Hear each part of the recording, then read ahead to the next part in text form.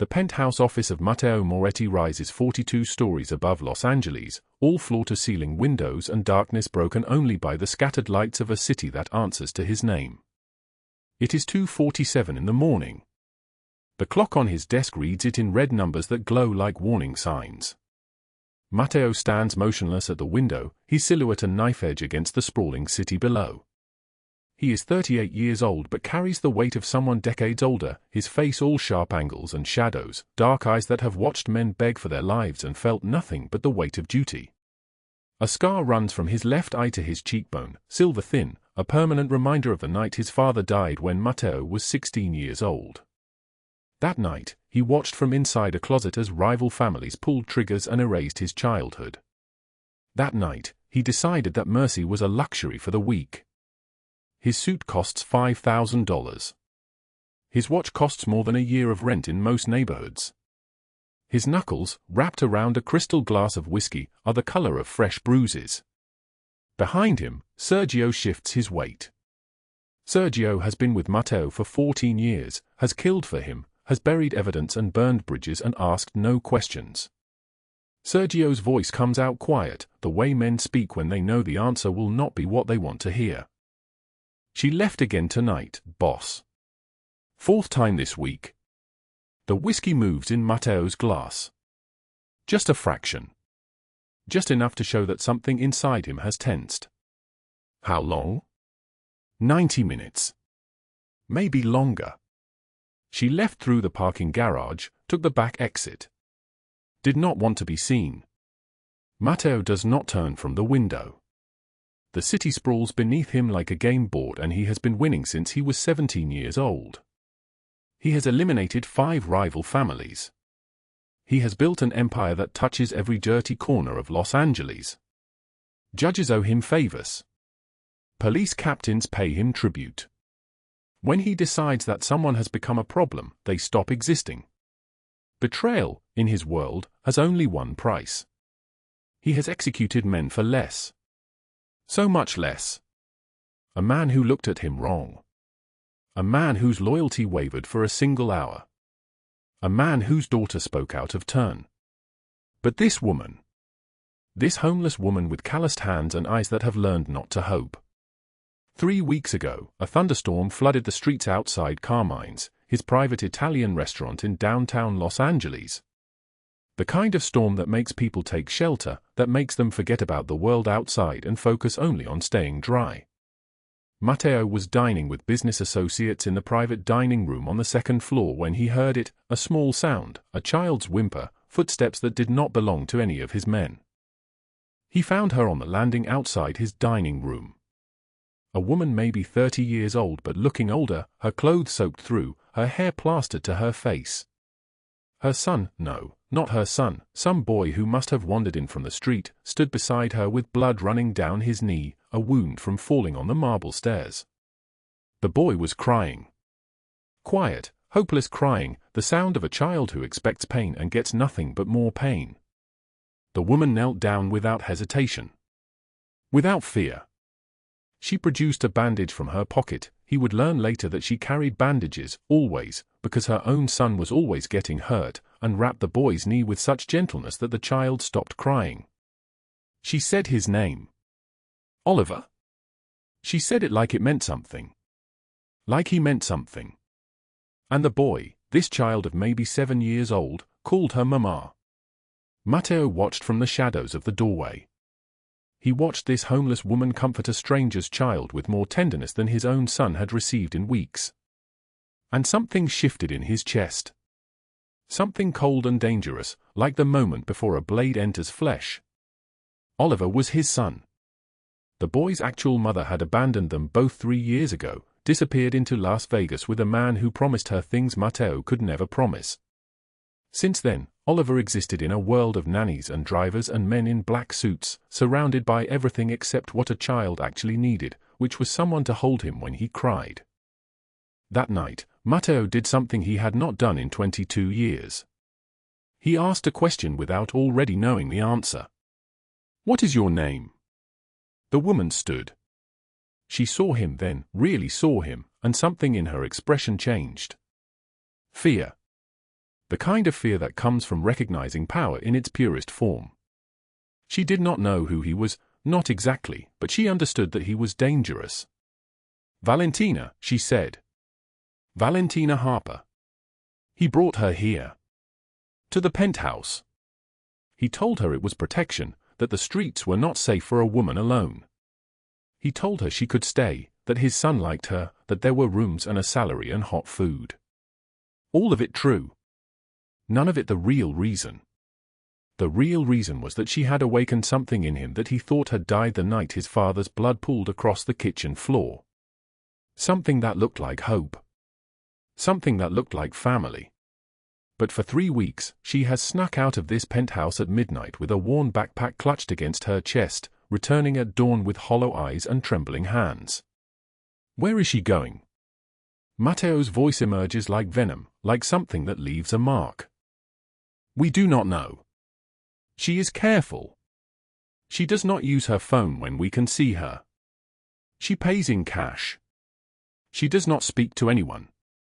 In Matteo's world, there are only 2 reasons why a woman would sneak around like this. She is either gathering intelligence for his enemies, or she is trying to destroy him. He finishes his whiskey. Have Enzo follow her tomorrow night. Stay back. Keep your distance. And Sergio.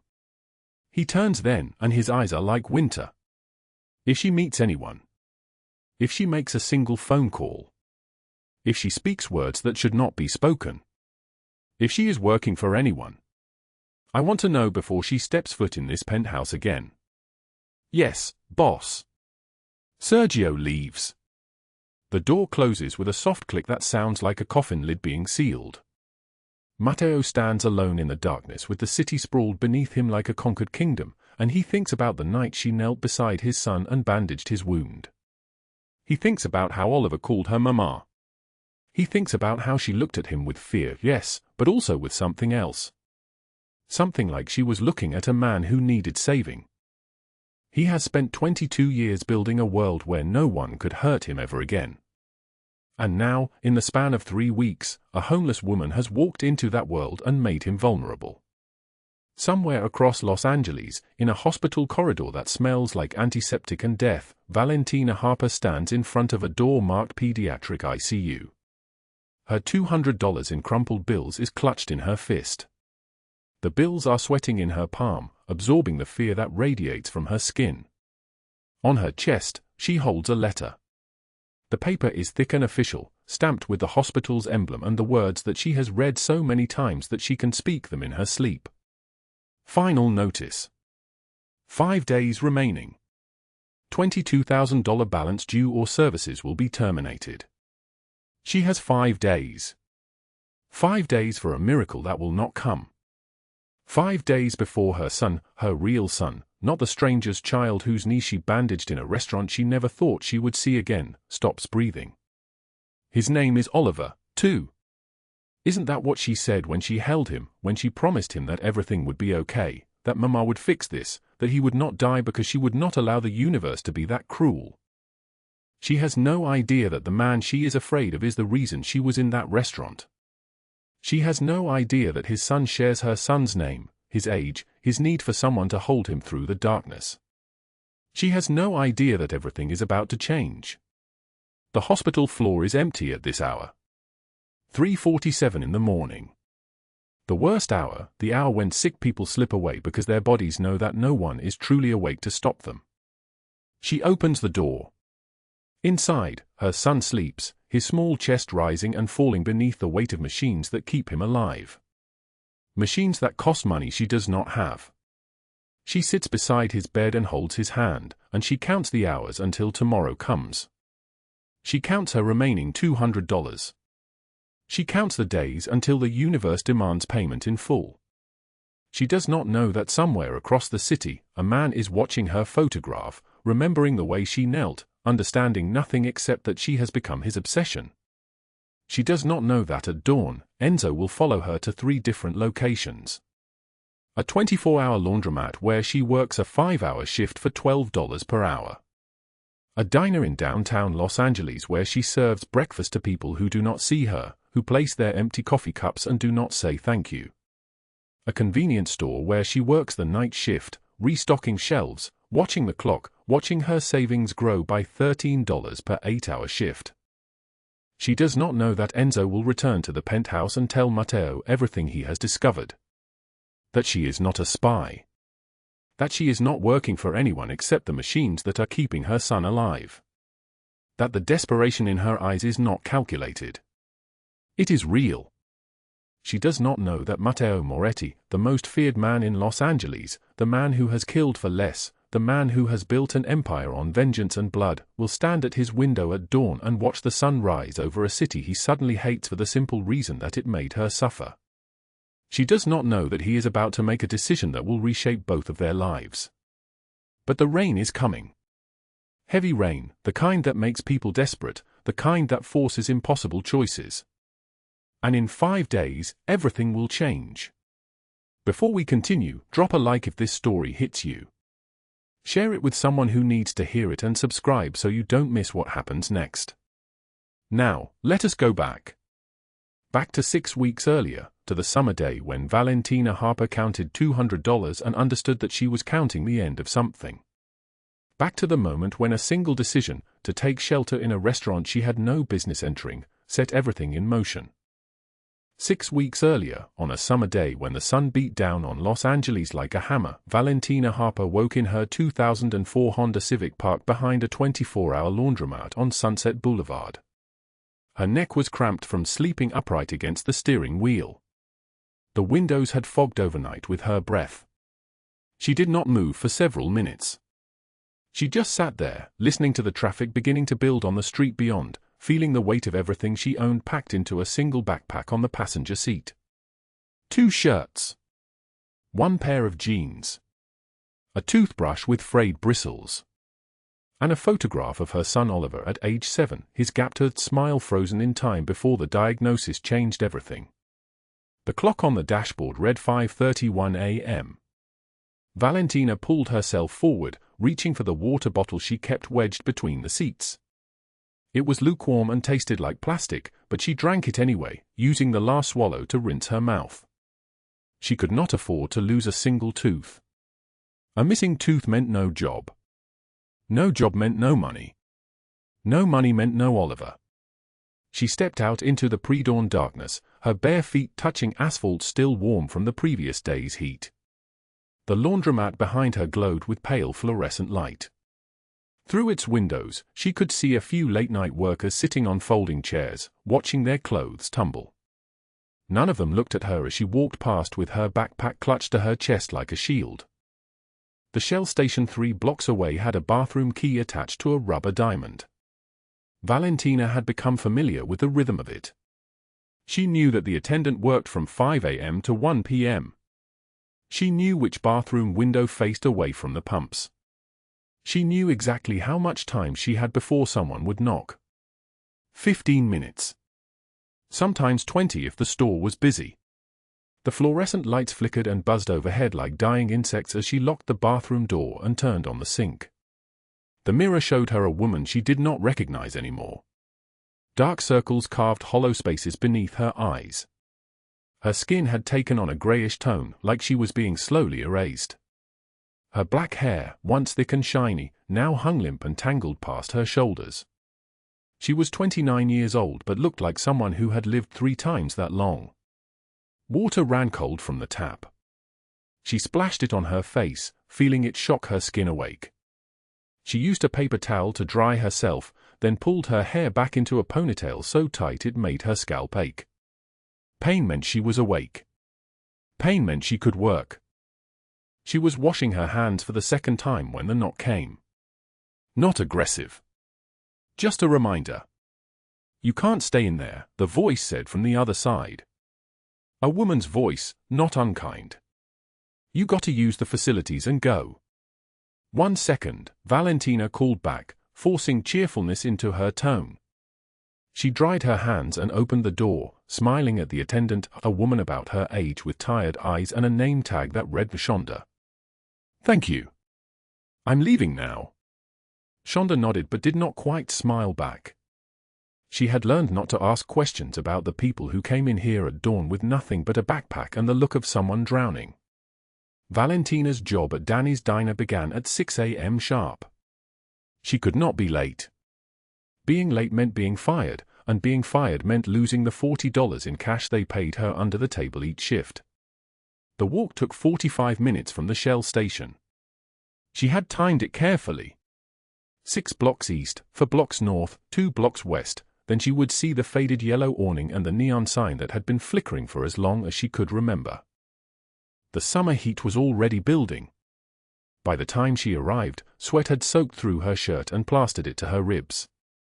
She used the employee bathroom to change into the uniform Danny provided, a faded pink waitress dress with a coffee stain on the left pocket that never quite came out. The dress hung loose on her frame because she had lost 14 pounds in the last 2 months. She had stopped eating lunch. Lunch cost money that was not hers to spend. For 6 hours, she moved between tables with a coffee pot in one hand and a notepad in the other. Eggs over easy. Toast, no butter. Pancakes with syrup on the side. She wrote the orders in shorthand she had developed over hundreds of shifts. Her feet ached. Her lower back, where she had lifted too many heavy pans, sent sharp stabbing pains up her spine every time she bent. She ignored it. An old man in booth 3 left her a $1 tip on an $8 bill. A mother with 2 children left nothing but sticky fingerprints and a water glass half full. A businessman in expensive shoes snapped his fingers at her instead of saying her name. She brought his armlet. She smiled. She said, "Is there anything else I can get you?" Her voice came out calm and steady, like it belonged to someone else entirely. At noon, Danny counted out $40 in small bills and handed them to her without meeting her eyes.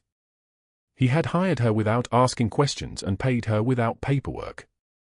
This was the kind of transaction that existed in the shadows, the kind that both of them understood could end at any moment. Valentina walked the 4 miles to Children's Hospital Los Angeles in the peak of the afternoon heat. The sun was a white blade overhead. She counted telephone poles to keep her mind occupied. Anything to keep from thinking about what the doctor had told her 5 days ago. The hospital was like stepping into winter. The air conditioning was so cold it made her arms break out in goosebumps. She took the elevator to the 3rd floor. Room 317 was at the end of the hallway. Through the small window in the door, she could see her son. Oliver was 7 years old and weighed 43 pounds. He had dark curly hair like his father and brown eyes that had always been too serious for someone so young. Right now, those eyes were closed. His small chest rose and fell in rhythm with the heart monitor beside his bed, that steady beeping that had become the metronome of her existence. The monitor showed his heart rate, 102 beats per minute. Too fast. Too irregular. Like his heart was trying to escape his body and could not quite manage it. And 4 line was taped to the back of his hand. Another monitor was clipped to his index finger. Wires ran from his chest beneath the hospital gown, connecting him to machines that tracked what his body could no longer do on its own. His lips held a faint blue tint, a sign that his damaged heart was struggling to pump oxygen to his extremities. Valentina sat down beside him carefully, so as not to disturb the blanket or the wires. She reached out and took his free hand, her calloused palm against his small fingers. He did not wake. She sat like that for 2 hours, just holding his hand, watching his chest rise and fall, counting the beeps of the monitor like a prayer she no longer knew how to say. At 3 p.m., the cardiologist appeared in the doorway. His name was Dr. Reeves, and he wore the expression of someone who had delivered bad news so many times it had carved permanent lines into his face. He gestured for her to step into the hallway. They stood outside Oliver's room, and he did not waste time with pleasantries. "His mitral valve is deteriorating faster than we anticipated," Dr. Reeves said, his voice low and clinical. "We need to schedule the operation within the next 5 days. The deposit is $22,000. If we do not have that by Friday, we cannot guarantee we will have an available operating room. And Ms. Harper, if we do not do this surgery." He paused, choosing his words carefully. Without intervention, his heart will not be able to sustain his body much longer. The hallway seemed to tilt. Valentina gripped the edge of a nearby counter to steady herself. "How much longer?" she whispered. "Weeks. Maybe a few months." But the quality of those months. He did not finish. He did not need to. Valentina nodded. She could not speak. Speaking would mean making sounds, and making sounds would mean admitting that everything was falling apart, that she had worked 3 jobs for 2 years and still had nothing, that there was no magic solution, that her son might die because she was not enough. She returned to his room and sat beside him again. At 5 p.m., she kissed his forehead and left. She had to work the night shift at the convenience store 2 miles away, and she could not be late. The evening sky was darkening when she left the hospital. She walked faster than usual, her backpack bouncing against her shoulders, her mind calculating. She had $200 to her name. It was rubber-banded and hidden in her sock. $200 and 5 days. That was $40 per day. She could earn $40 working if everything aligned perfectly. But 5 days would never be enough. 5 days would never be 5 days worth of $40 per day. 5 days would be the end of something. She was thinking about this, counting and recounting in her head, when the storm came. It began without warning. The sky, which had been merely hot and grey, suddenly turned the color of bruises. The wind picked up, warm and chaotic, pushing newspapers and plastic bags down the street. The first drops fell fat and heavy.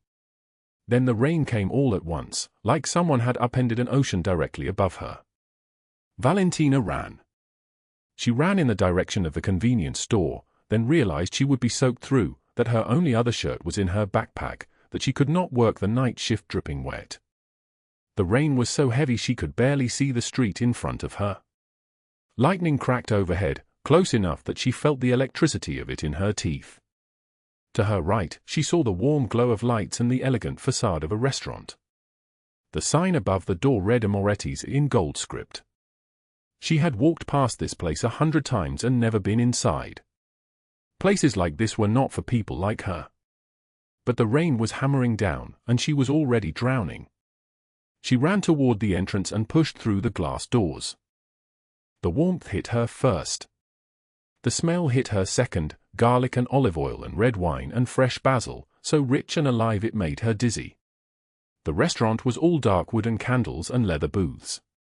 She stood in the foyer dripping rainwater onto marble floors, her hair plastered to her head, her clothes clinging to her body like a second skin.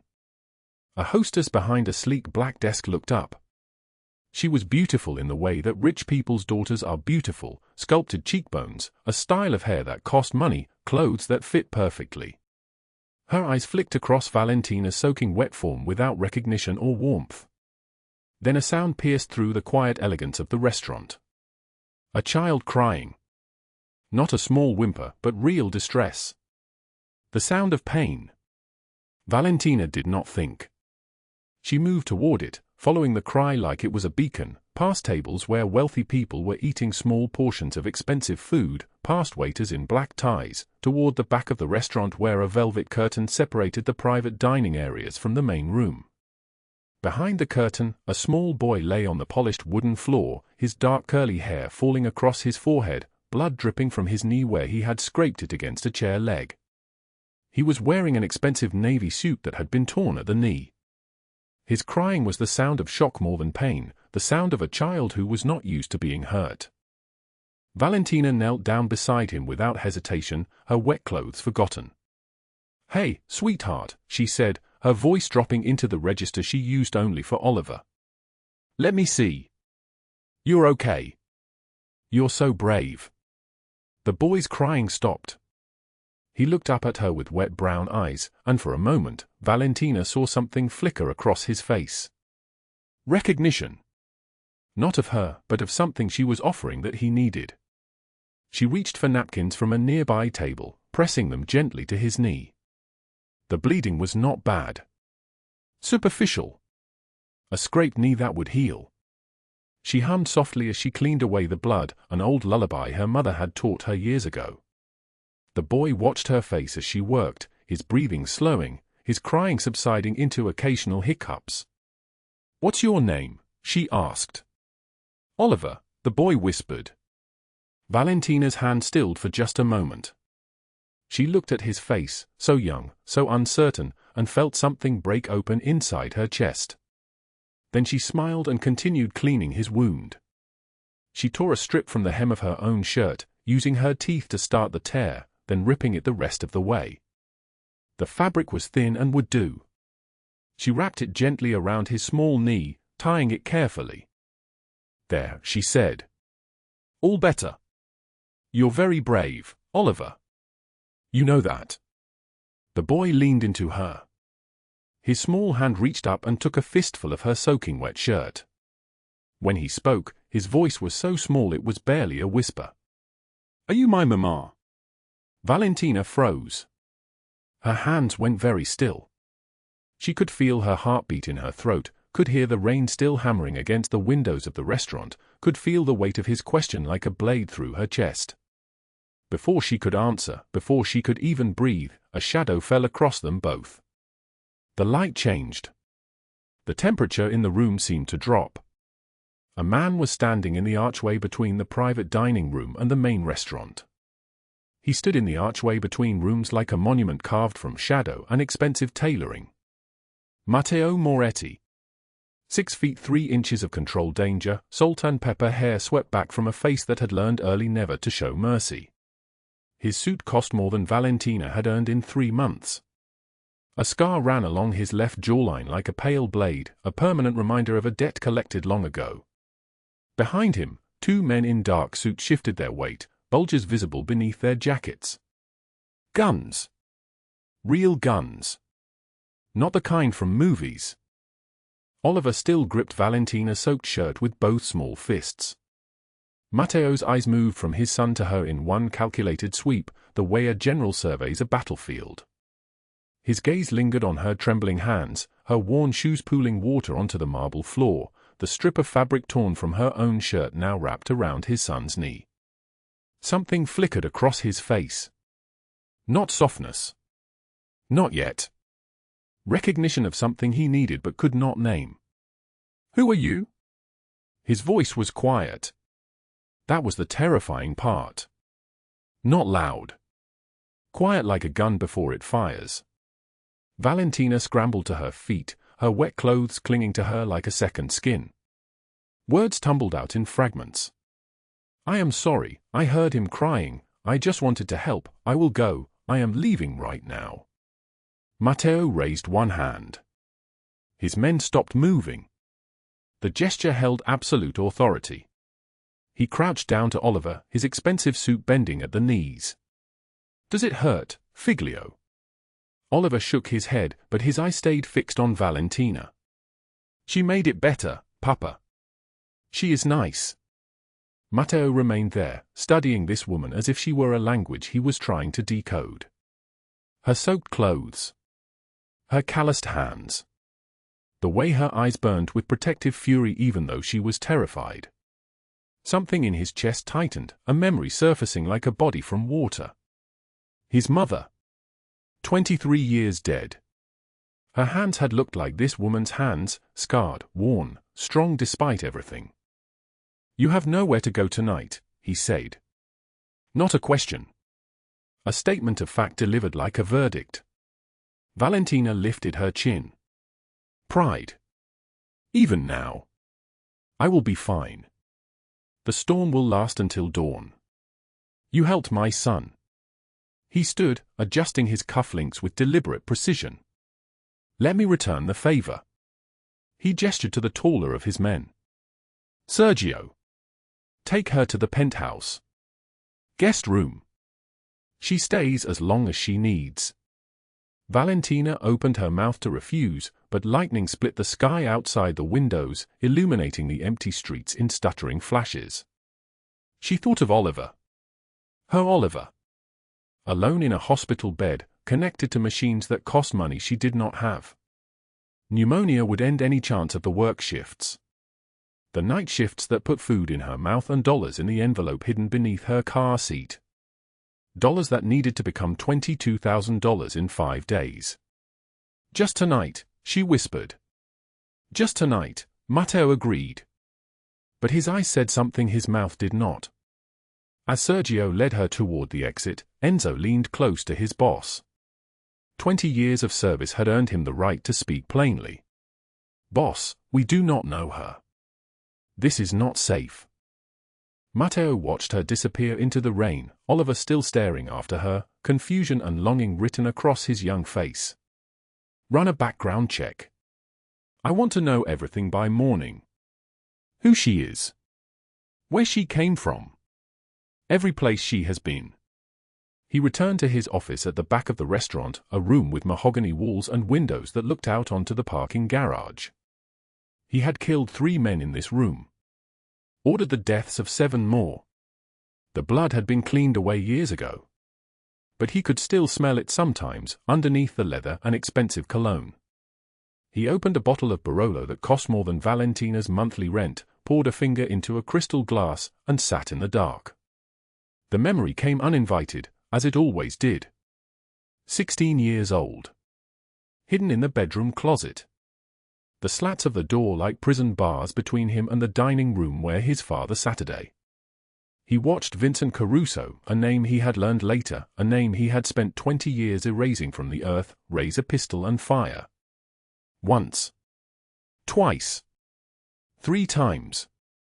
His father's body fell against the white tablecloth, and Matteo watched the white turn red and understood, in that moment, that trust was a luxury only the foolish could afford. He had built an empire on that understanding. On the principle that every man could be bought, every woman had a price, and the only loyalty that mattered was the kind backed by fear. And yet, tonight, a homeless woman had kneeled beside his son and bandaged a scraped knee with tenderness that money could not purchase. 3 blocks away, in a luxury penthouse that occupied an entire floor of a downtown building, Valentina woke in a bed so soft it felt like sleeping on a cloud that had been sculpted by angels. Egyptian cotton sheets. A duvet that weighed nothing and everything. The mattress cradled her spine in a way the Honda Civic never could. For 8 perfect seconds, she forgot where she was. Then it crashed back. The $200 in her pocket. The final notice letter. The date circled in red on the hospital's bill. 5 days. 120 hours. That was all Oliver had. She checked the time on her phone. 7 in the morning. She had slept for 8 hours straight. The longest unbroken sleep in 4 months. Guilt bloomed in her chest like a bruise. She found Matteo in the kitchen, dressed in a fresh suit, shirt unbuttoned at the collar, making espresso with the concentration of a man defusing a bomb. Steam rose from the machine.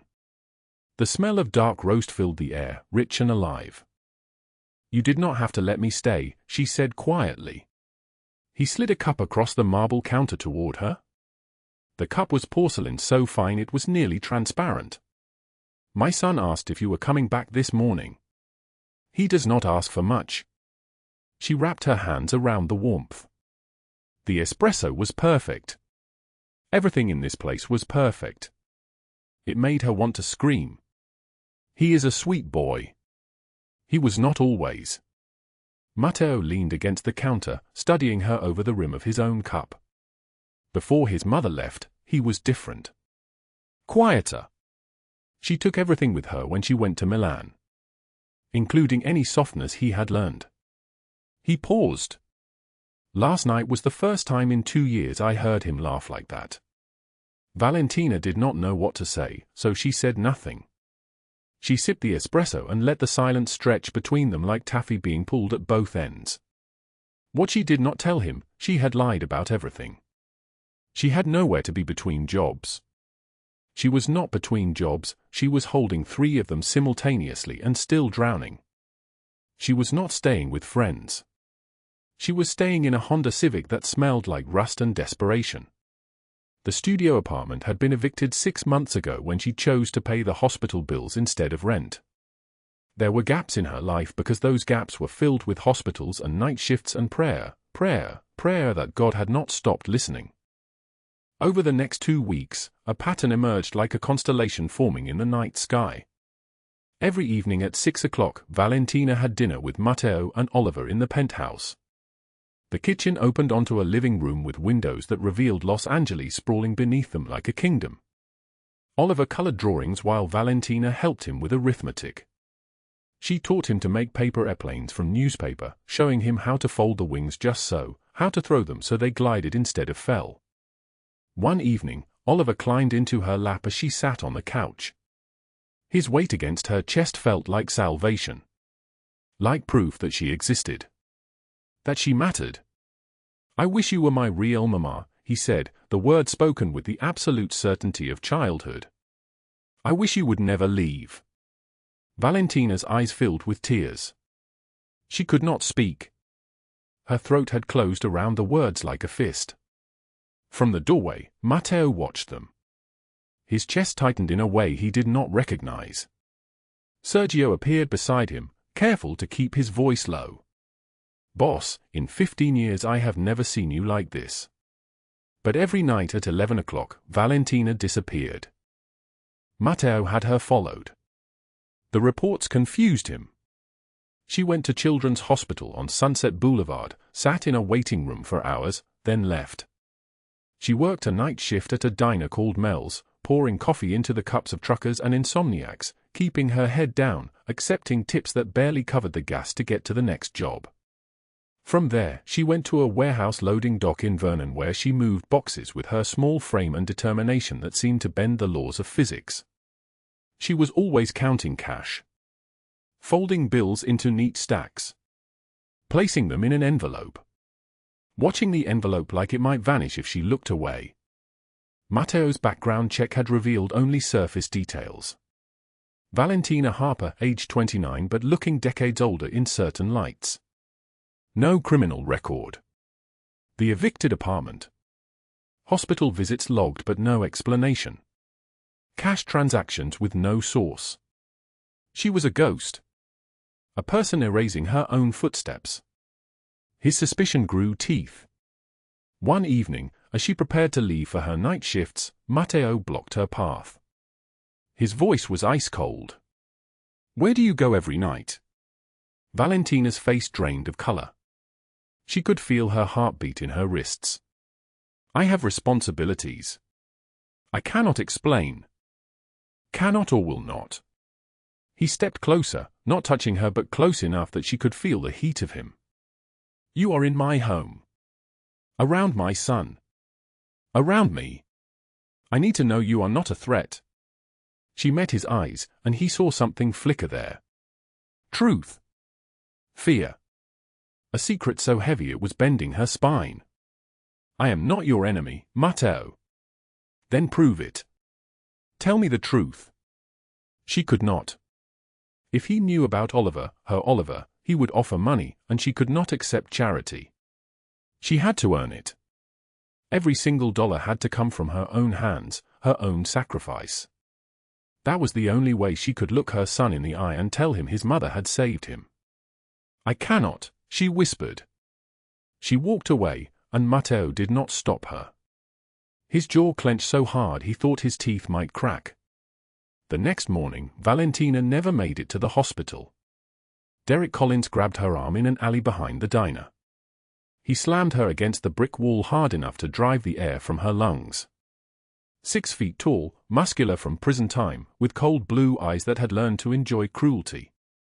His breath reeked of whiskey and cigarettes. "Thought you could hide from me, Val." His laugh was poison. "I have been watching you. Staying with Matteo Moretti now? You think you are too good for me? You think that piece of paper the judge gave you means anything?"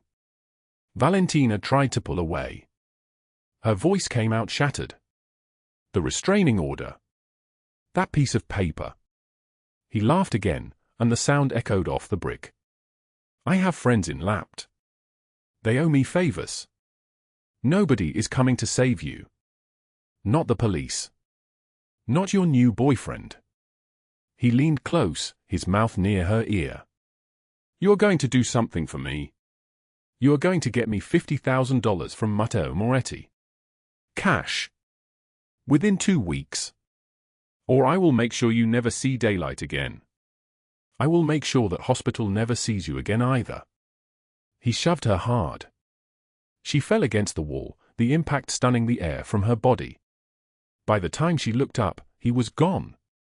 That evening, Matteo took her to a charity gala at the Beverly Hilton. You need to blend in, he said, as if that would solve anything. As if a dress could erase for months of homelessness from her bones. He had a black gown delivered. It fit her perfectly. Too perfectly. He had measured her with his eyes. The gala was a cathedral of wealth. Crystal chandeliers that cost more than the Honda Civic. Champagne that had been aged longer than Oliver had been alive. Women in gowns that revealed skin and money in equal measure. Victoria Ashford found her on the edge of the main ballroom. She was tall, blonde, dressed in red silk that looked like spilled blood. Diamonds hung from her ears and throat like she was being slowly buried under the weight of her own importance. She owned half the real estate in Los Angeles. She had always wanted what Matteo had. Now she wanted to know why. She smiled at Valentina with teeth like daggers. So you are the homeless woman Matteo has taken in. How charitable of him. Valentina felt the words like a slap.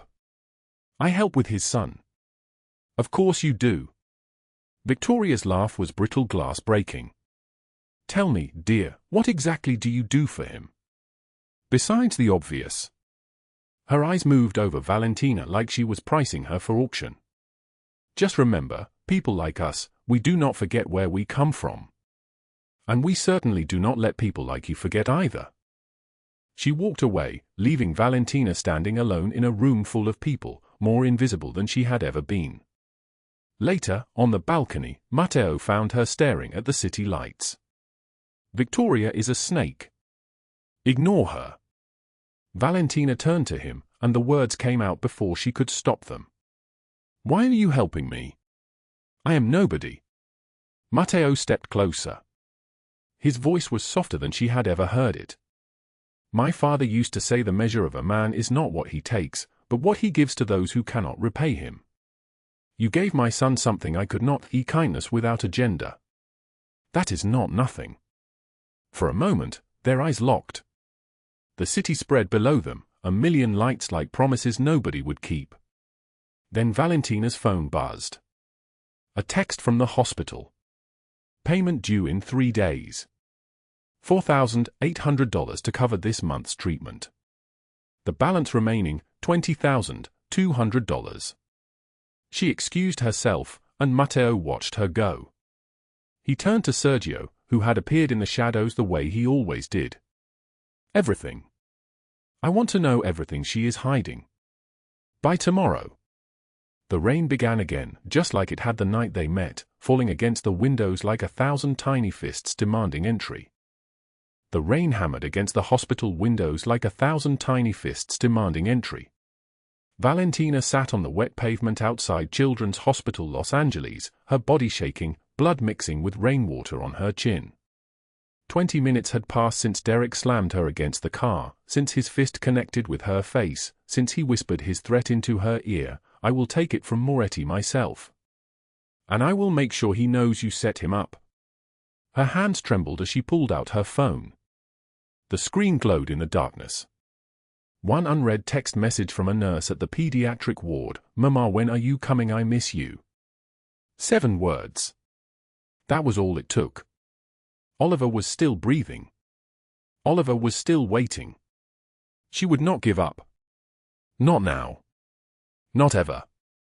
She stood, her legs unsteady, and walked back toward Matteo's penthouse through the Los Angeles night. The rain fell harder, soaking through her thin donated jacket. She did not know that everything was about to change. She did not know that Derek had already set another plan in motion, one that would destroy him instead of saving him. At that same hour, Derek Collins sat in a dimly lit bar in Inglewood, nursing his 3rd whiskey. His phone was pressed to his ear, and on the other end was Victoria Ashford. Her voice was silk wrapped around broken glass. I have a proposal for you, she said. One that will make you very wealthy. Derek leaned forward. I am listening. Matteo Moretti has a weakness now. A homeless woman he has taken into his penthouse.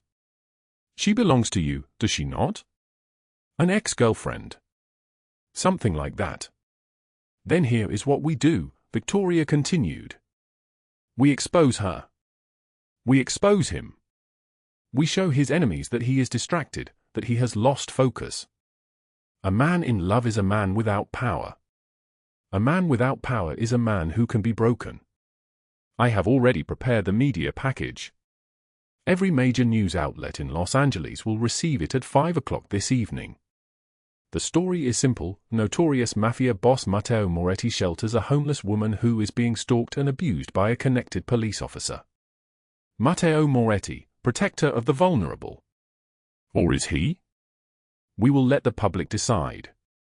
Derek felt something like hope kindle in his chest. What do you need from me? Nothing, Victoria said. Just stay visible. Let them find you. Let them arrest you. The optics are perfect. You will be the sympathetic victim, the man wronged by police corruption. And Matteo will be exposed as a hypocrite. She was lying. Victoria knew this would not go the way she planned. But she did not care. All she wanted was to see Matteo Moretti humiliated. Meanwhile, in the penthouse on the 34th floor, Matteo Moretti sat at his desk reviewing the file Sergio had prepared. His entire world had tilted on its axis in the space of 30 seconds. Valentina Harper. Age 27 but looking decades older from exhaustion.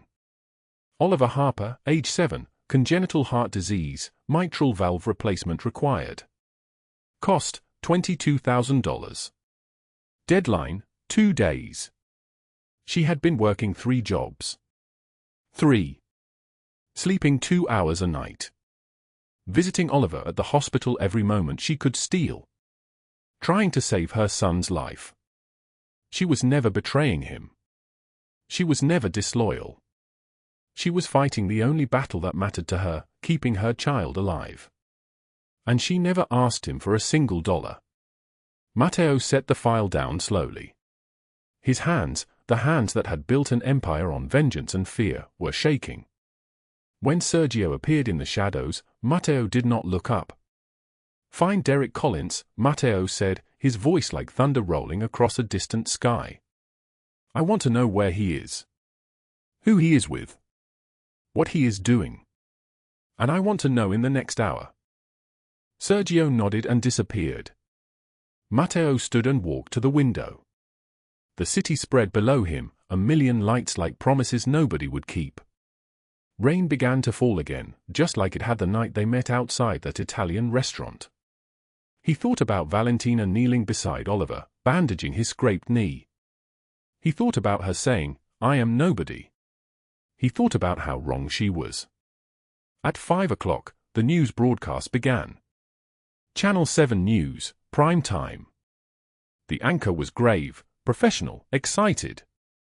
This was the kind of story that made careers. Breaking news tonight from the Los Angeles Police Department. A major corruption scandal has been uncovered, involving at least 3 officers and a man named Derek Collins.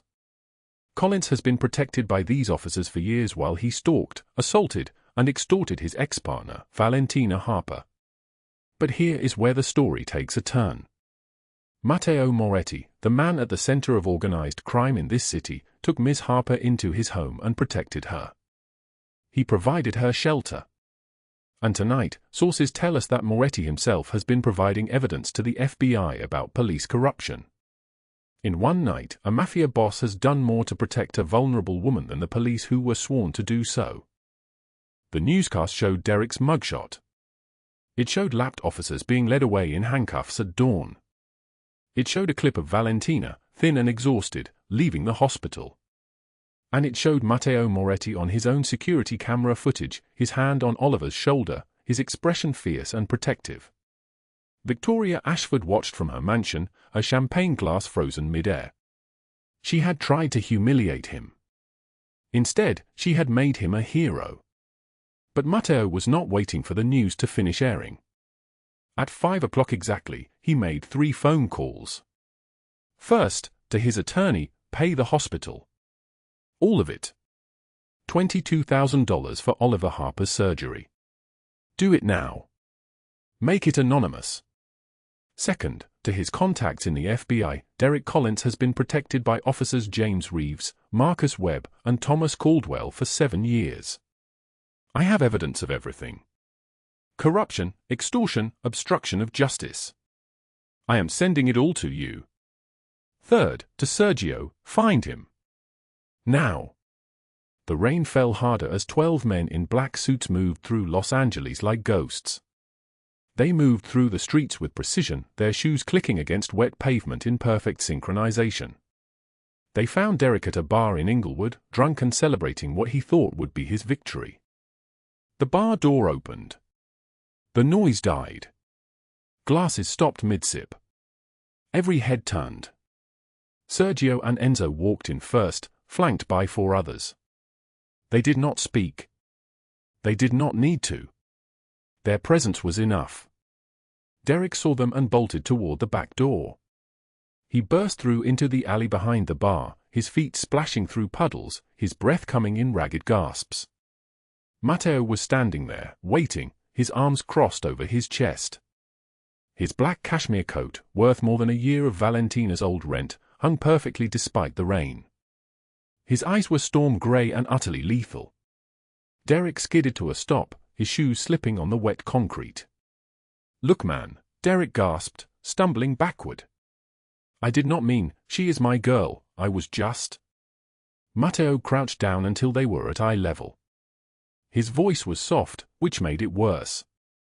"You put your hands on her. You threatened her. You made her afraid." Derek began to tremble. "I am sorry. I am sorry, please."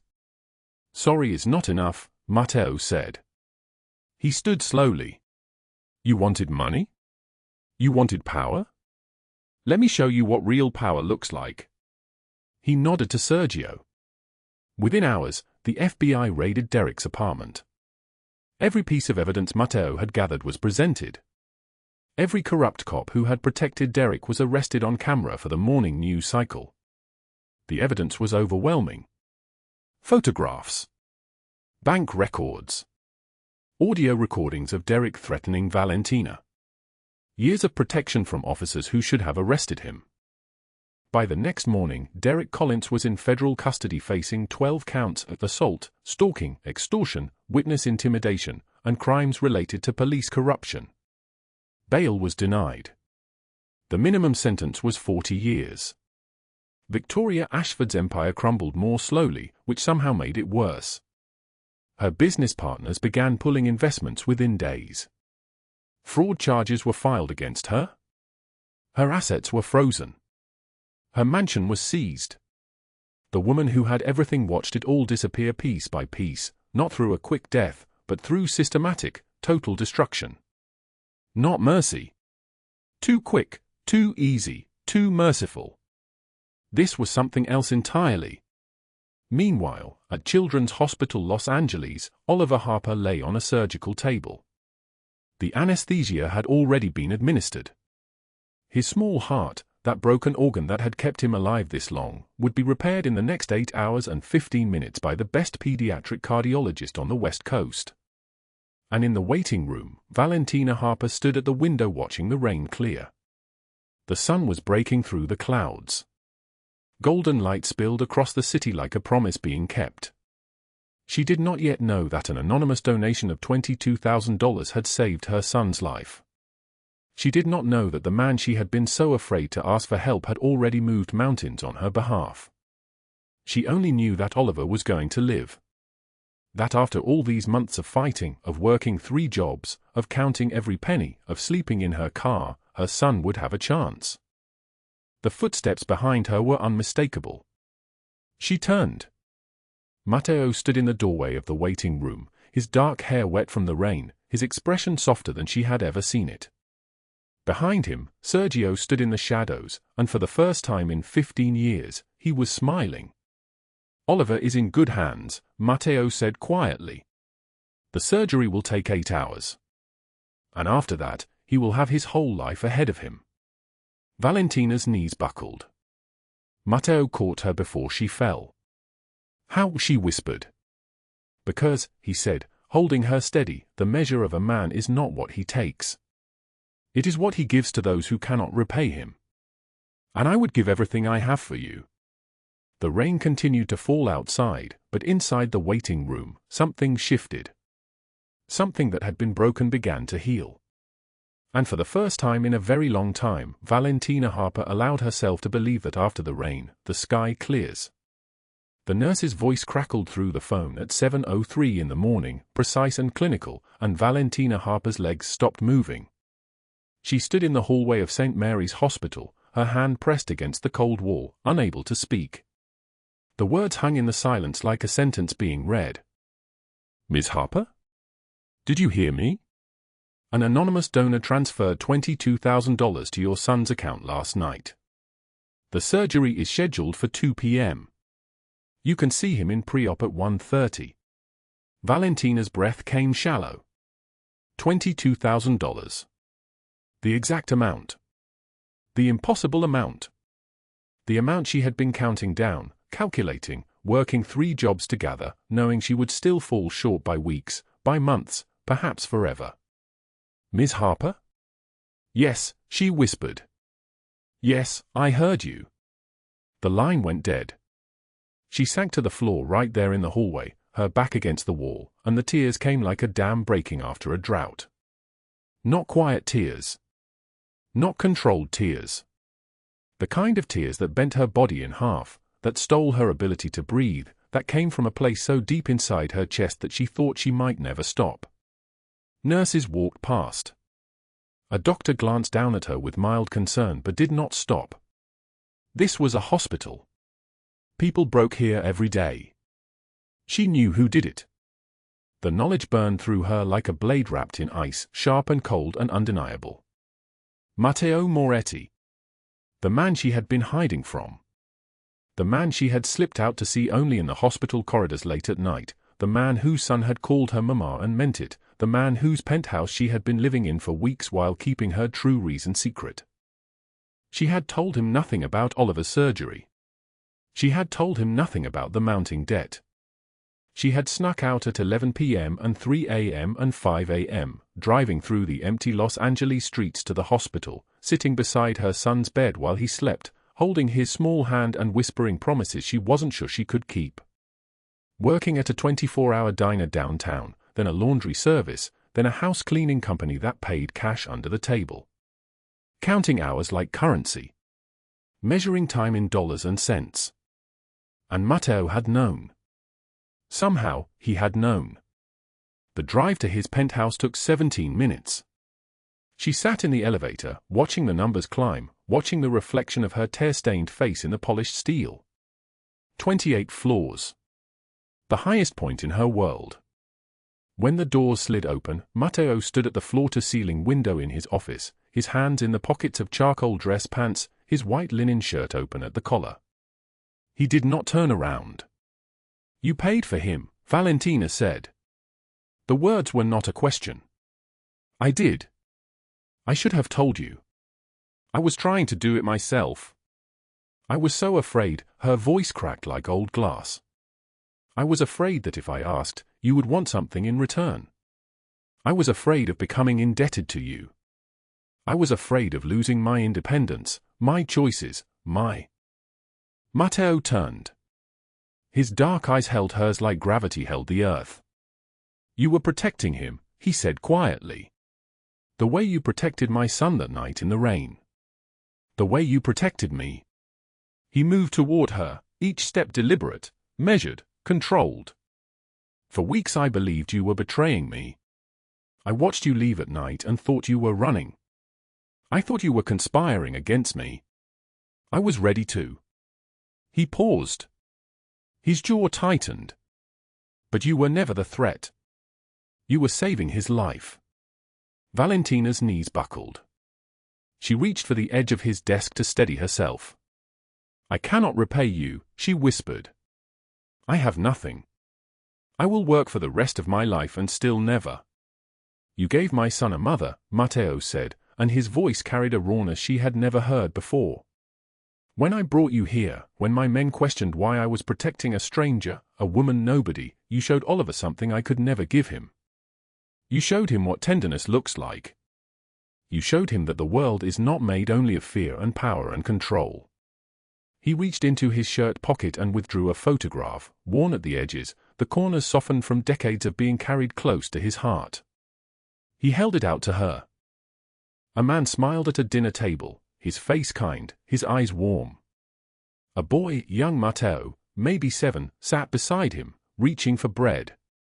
The photograph was taken the night before Matteo's father was murdered. The night before everything changed. I spent 20 years avenging him, Matteo continued. Building an empire on blood and violence. Systematizing destruction. But he would not want that. He would not want me to spend my whole life chasing ghosts. His voice dropped. He would want me to build something that lasts. Something real. Something built on love instead of loss. The office door burst open. Oliver, Matteo's Oliver, 7 years old, his son, ran into the room at full speed, his small feet loud against the marble floor. Is she staying? The boy asked, breathless. Forever. Matteo looked at Valentina. For the first time in the week she had known him, his expression was completely unguarded. Open. Vulnerable. Like a fortress with the gates lowered. That is up to her, he said softly. Valentina knelt down beside Matteo's son, her hands on his thin shoulders, and then she looked up at the man who had changed everything. I would like that, she said. If you will have both of us. Me and my son. As your family, not your employees. Not your charges. But as family. Matteo extended his hand. She took it, and he pulled her to her feet, pulling her close, until her forehead rested against his chest and she could feel his heartbeat, solid and real and alive. Welcome home, he whispered. The surgery began at 2:17 p.m. Valentina walked beside her son's hospital bed as orderlies wheeled him toward the operating room doors. Oliver was 7 years old, small for his age, his chest marked with lines showing where the surgeon would cut, where they would repair the valve that had been broken since birth. He looked up at her with eyes that had learned to be brave too early. You will be okay, he asked. No, baby, she said, stroking his hair. You will be okay. I will be here when you wake up. Matteo stood beside her, solid and steady, his hand on her back. She leaned into him, absorbing his strength, letting him hold her weight. He will make it, Matteo said quietly. He has you. That is all he needs. The surgical door swung closed. The waiting began. For hours and 17 minutes passed in silence and prayer and the violent beating of her own heart. Matteo did not leave her side. Sergio waited in the hallway, making phone calls, handling the details of his empire from a plastic chair. Enzo brought her water she could not drink, food she could not eat. Time moved like honey, thick and suffocating and endless. Then the surgeon emerged, still wearing his blue mask pulled down around his neck, his eyes crinkling at the corners. Valentina stood before he could even speak. The operation was successful, Dr. Morrison said. His heart is strong now. The repair was clean. He is going to be fine. In fact, he is going to have a normal, healthy life. The room tilted. Valentina's knees gave way, and Matteo caught her, holding her against his chest as she sobbed, not tears of despair this time, but tears of relief so profound they felt like being born again, like surfacing from deep water after holding her breath for years. He will live, she kept repeating. He will live. Oliver will live. He will live, Matteo echoed, and there was something like awe in his voice. They wheeled Oliver into recovery at 6:45 p.m. His small body looked impossibly fragile beneath the white sheets, the monitors beeping their steady rhythm, the full lines running into his tiny arm. But his heartbeat was strong on the monitor. The surgery had worked. The impossible had become real. Weeks later, both Olivers ran through Matteo's penthouse like they owned it, their laughter echoing off marble and glass. Valentina's Oliver, fully recovered, his cheeks pink with health, his energy returned, chased Matteo's son through the living room, both boys shouting, "Mama, Mama, watch this," as they performed somersaults and handstands with the confidence of children who knew they were safe. Matteo stood in the kitchen, his sleeves rolled up, mixing pasta sauce from his mother's old recipe. Sergio leaned against the counter beside him, observing the scene with something like bewilderment. "Boss, the men are talking," Sergio said carefully. "They say you have gone soft." Matteo smiled, a real smile, not the dangerous baring of teeth his men were accustomed to, but something warm and genuine. "Let them talk," he said. "I spent my whole life trying to build a family through fear. I thought strength was control. I thought power meant everyone bowed. But the truth is simpler than that." He stirred the sauce, watching the Olivers play. "I just needed to open the door and let the right people in." That evening, Derek Collins sat in a maximum security federal prison cell 47 miles north of Los Angeles. The walls were concrete. The light was fluorescent and relentless. He had been sentenced to 40 years, federal charges for trafficking stolen goods, for running a street-level operation that supplied product to 3 counties, for the documented abuse detailed in a viral video that had spread to 7 million people in a single week. Victoria Ashford's mansion had sold at auction for half its market value. Her foundation was under investigation. Her social circle, the people who had laughed at her stories, who had attended her galas, who had envied her power, abandoned her with the efficiency of sharks sensing blood. Justice had come, not as death, but as systematic destruction. As the slow, methodical dismantling of everything they had built on cruelty. At sunset, Valentina and Matteo stood on the penthouse balcony with Los Angeles spread below them like a circuit board of light. The same city where she had slept in her car. The same city where she had counted change for gas money. The same city that had felt like a locked door with no key. Matteo took her hand. "You shielded my son when you thought he was just a hurt child in a restaurant," he said. "You had nothing, and you gave him tenderness anyway. You never asked for anything in return. That is the bravest thing I have ever seen." Valentina squeezed his hand. "You saved my son when you did not have to. You gave me a home when I had none. You gave both of us a future that felt impossible. That is the kindest thing anyone has ever done." They stood in silence as the sun disappeared below the horizon, the sky shifting from gold to purple to deep blue. Inside, both Olivers were making paper airplanes from folded newspaper, their small voices carrying through the open glass doors, their laughter like music that had never been allowed to play before. After the rain, the sky clears.